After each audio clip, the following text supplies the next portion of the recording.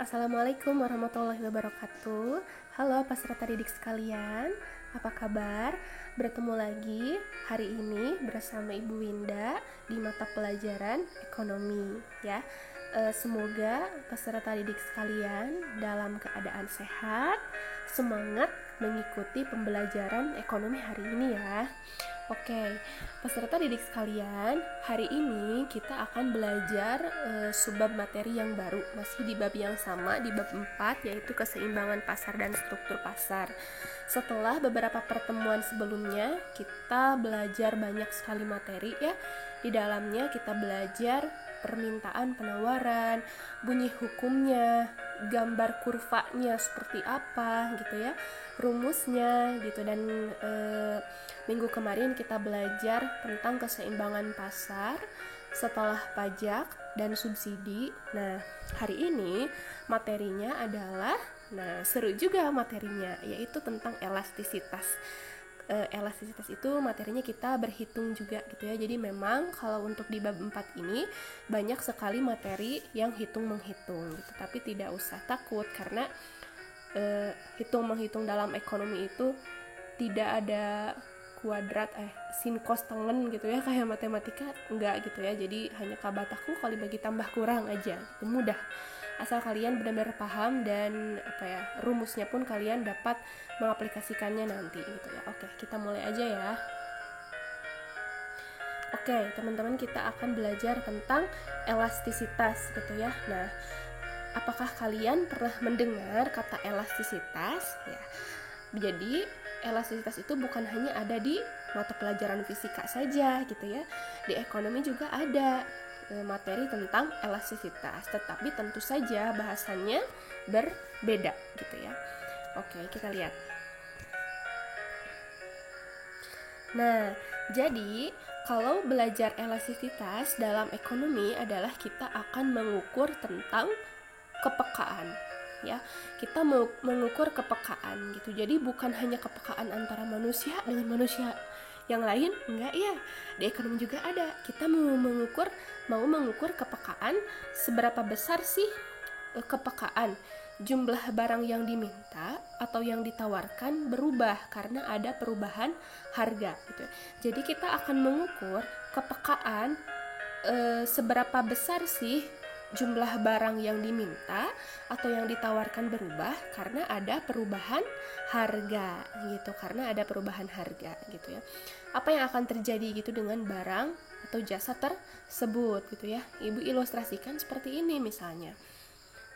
Ketika kamu menyukai teman gitu ya, teman kamu, terus kamu mencoba untuk misalnya menghubungi gitu ya, nge-WA lah dan lain-lain gitu, tetapi jawaban dia hanya biasa aja gitu. Nah, dia peka apa enggak nih? Nah, itu kan mengukur sikap manusia ya gitu. Nah, itu juga kita juga mengukur kepekaan di dalam ekonomi itu adalah kepekaan antara harga suatu barang jasa dengan kuantitas ya.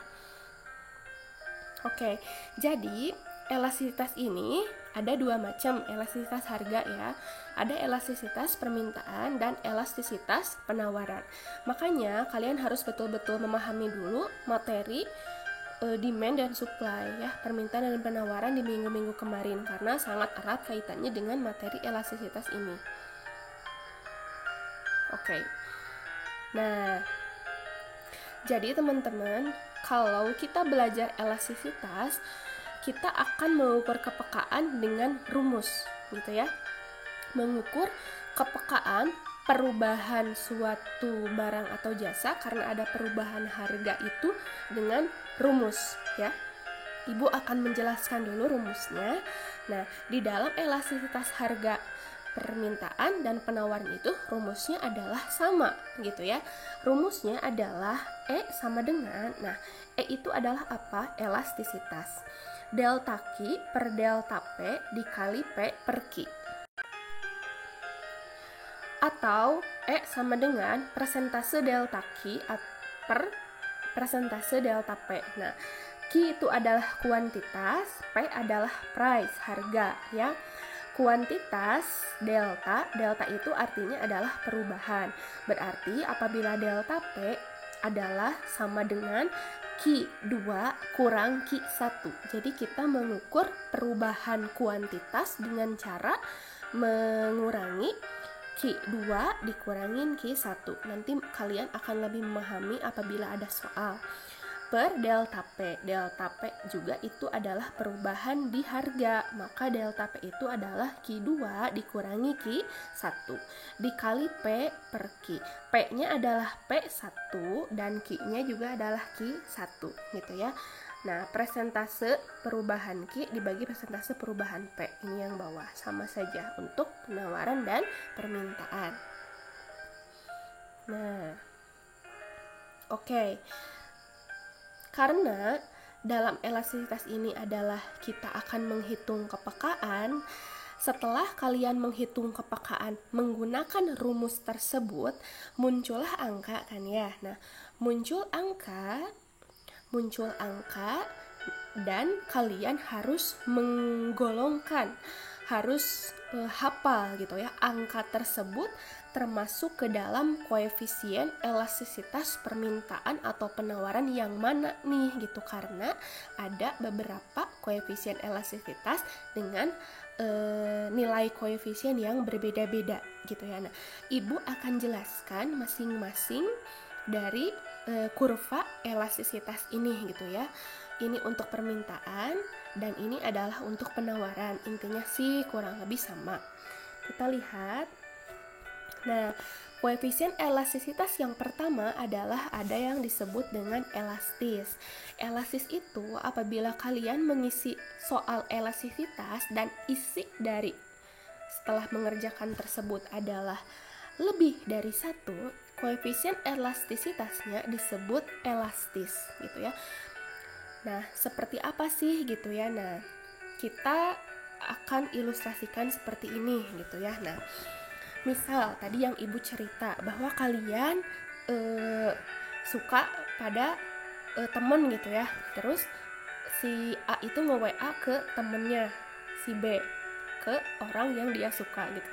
Misalnya, hey ada PR gak nih gitu ya. Jawaban dia hanya enggak katanya gitu ya. Nah, menurut kalian dia peka enggak terhadap si A, si B tersebut gitu ya. Nah, oke.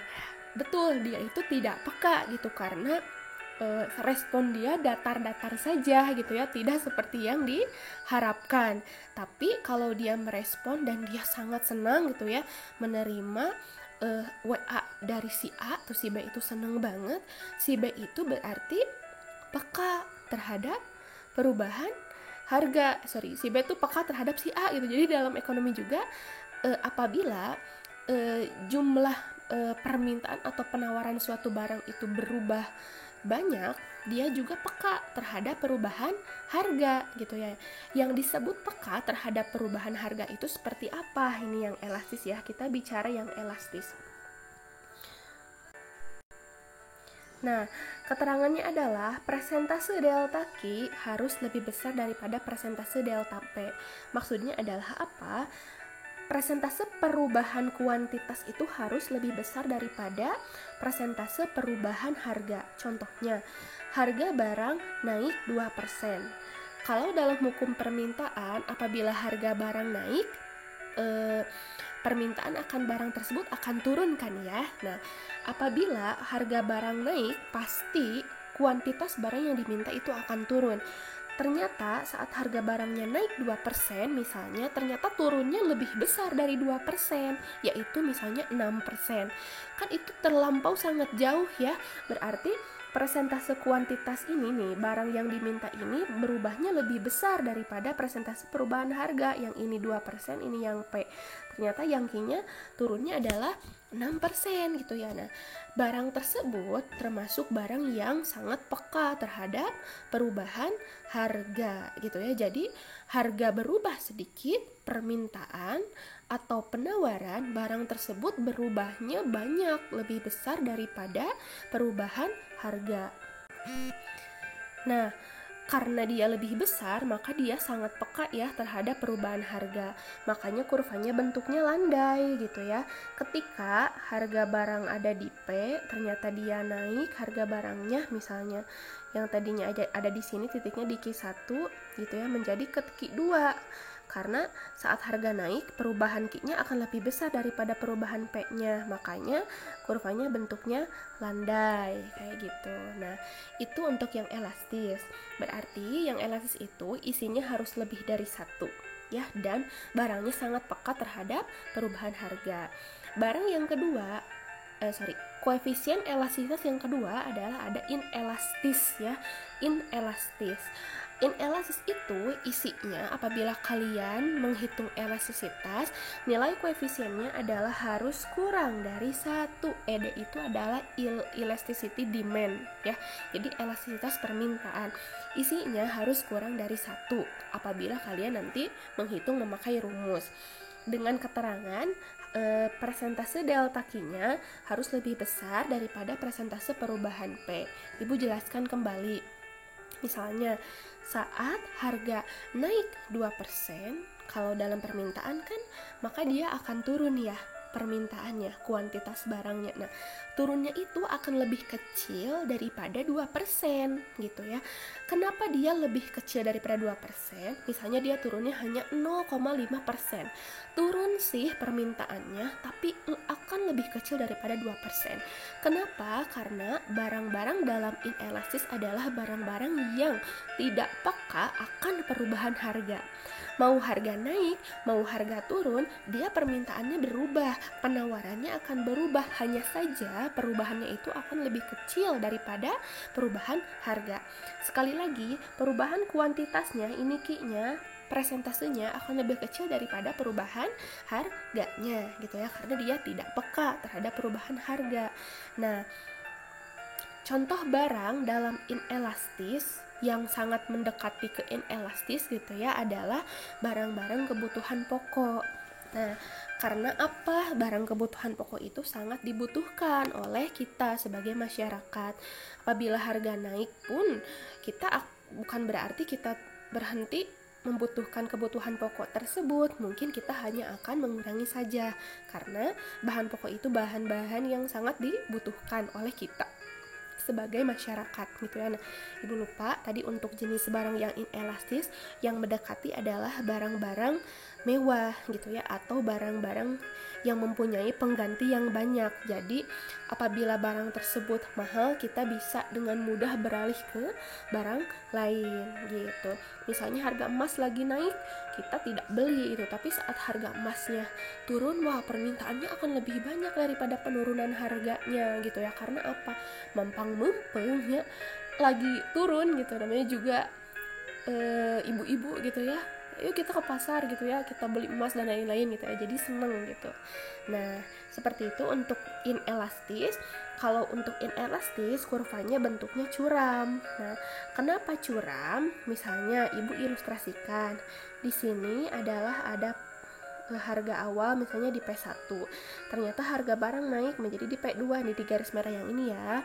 Nah, misalnya di P1 dengan kuantitas yang diminta di garis yang itu ibu gambarkan barusan, ternyata apabila ada perubahan harga naik, maka kuantitas yang diminta akan turun. Misalnya dia turun ke sini, turunnya akan lebih sedikit daripada kenaikan harga, karena kembali lagi barang inelastis adalah barang yang tidak peka terhadap perubahan harga gitu. Jadi kurva bentuknya tuh akan curam seperti ini.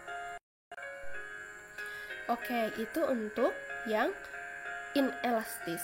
Koefisien elastisitas yang ketiga adalah ada elastis uniter gitu. Elastis uniter berada di tengah-tengah elastis dan inelastis dengan nilai koefisien adalah sama dengan 1. Jadi kalau kalian mengisi soal dengan menggunakan rumus elastisitas, isinya adalah 1, bukan 1,2, 1,3, tidak, pokoknya 1 sama dengan 1 disebut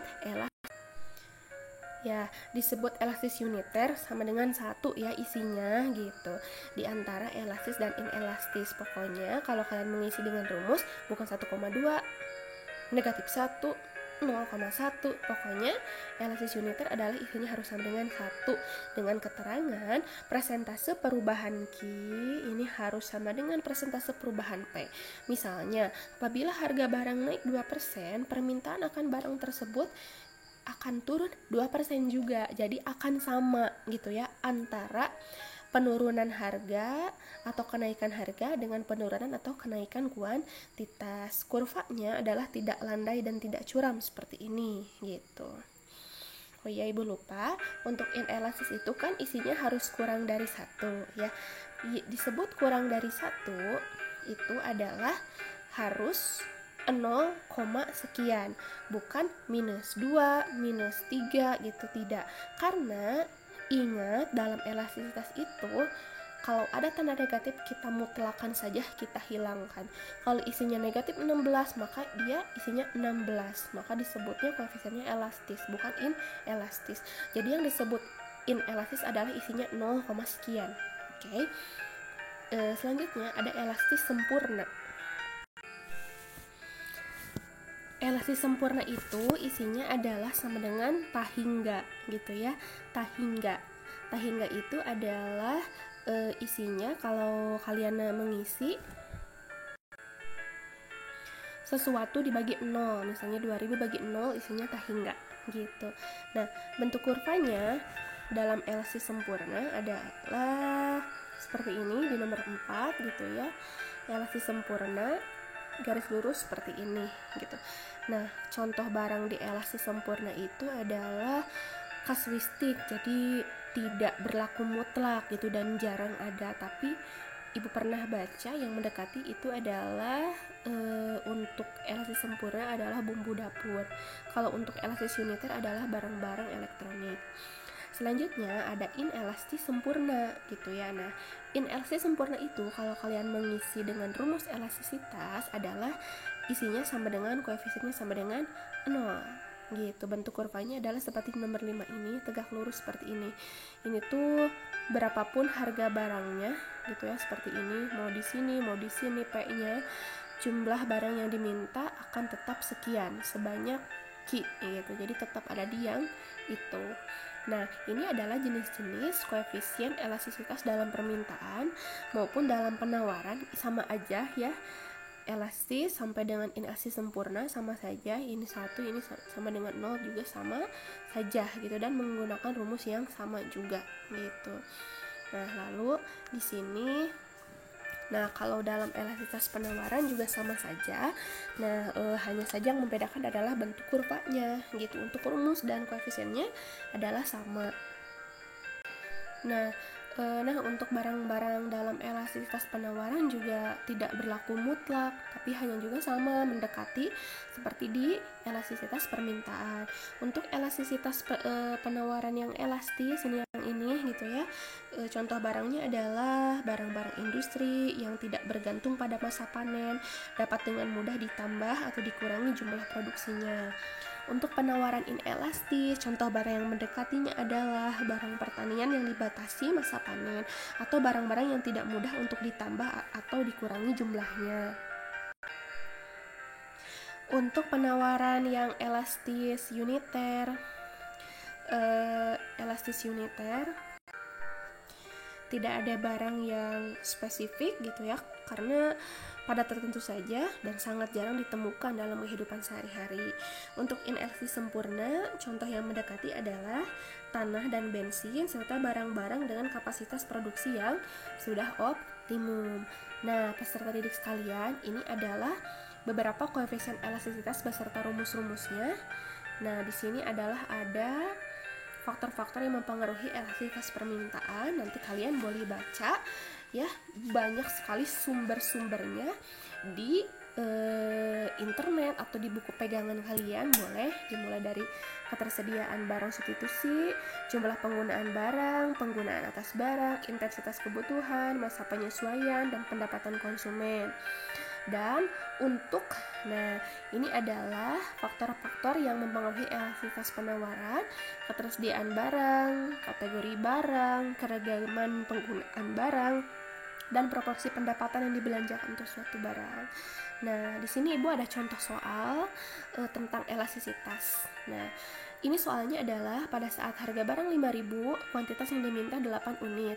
Pada saat harga 6.000, kuantitas yang diminta adalah tetap 8 unit. Maka koefisien elastisitasnya adalah elastiskah, inelastiskah, elastis uniterkah, elastis sempurnakah, atau inelastis sempurna. Nah, gunakan dengan rumus ini, ED. Kenapa ED? Karena ini pertanyaannya Ibu tidak terketik, maka koefisien elastisitas permintaannya adalah maka elastisitas of demand, ID itu delta Q per delta P dikali P per Q.